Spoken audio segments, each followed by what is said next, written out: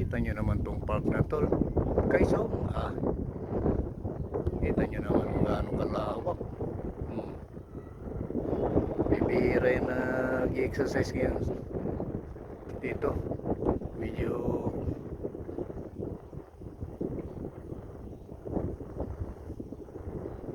malakas kasi yung hangin guys eh. Ayun, kita nyo naman. Oh, napakalawak talaga ng park na to. Nakitaan siya ng mga kabahayan guys itong park na to, pero napakalawak. Ayun, kita nyo naman. Yan, paikot yan. Starting dito. Ito yung starting eh. Ito yung bungad guys oh. Ayan ang bungad. Ito nyo naman. Yung mga lokal dito, pag gusto mag-exercise, yan lang sa harapan lang nila eh. Ayan guys oh. Ito nyo naman. Ayan ang kabahayan. Napakarami. Ito rito sa New Zealand guys. Basta patungkol sa kalusugan, talagang hindi nila pinapabayaan yung mga residente nila. Okay, kita nyo naman sa lawak ng park na to. Mamimili talaga kayo sa exercise. Ayun, kita nyo naman.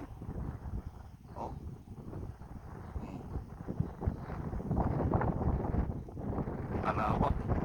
Ito lang yung starting niya guys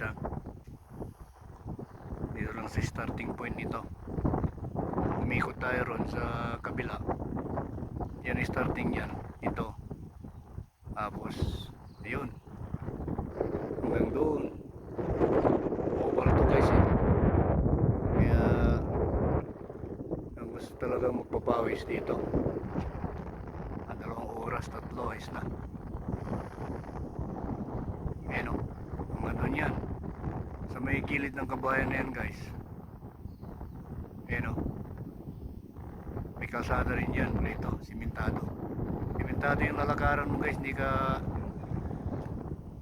ka mahihirapan pahakbang kasi hindi naman putik, simento. Ngayon hanggang doon yan. Kita nyo naman kung gaano kalawak hanggang doon. Ayan, hanggang doon yan sa may bridge na yun ito nyo yung bridge na yan. Yan, paikot yan hanggang dito. Ganong kalawak tong park nito, regional park, para sa mga gusto mag-exercise.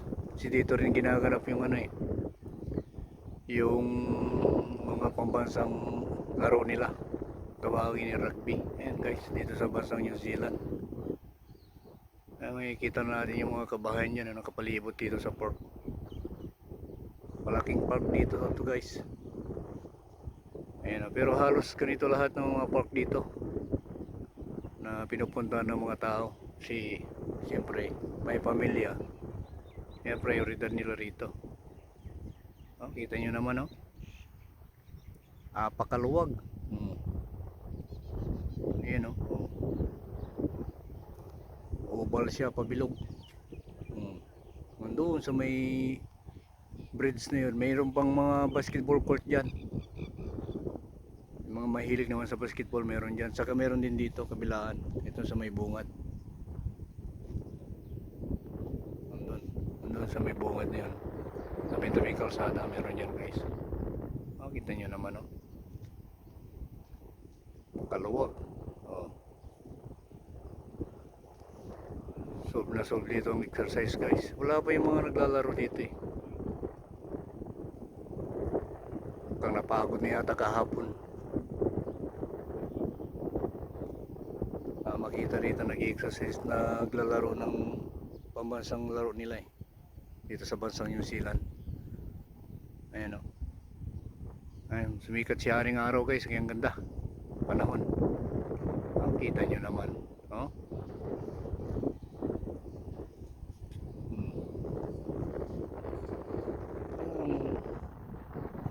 pampahil din ang katawan mo guys. Ayun, kita nyo naman dyan may scoreboard court dyan.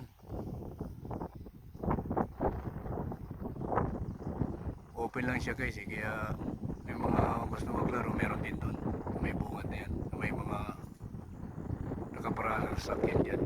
O, kita nyo.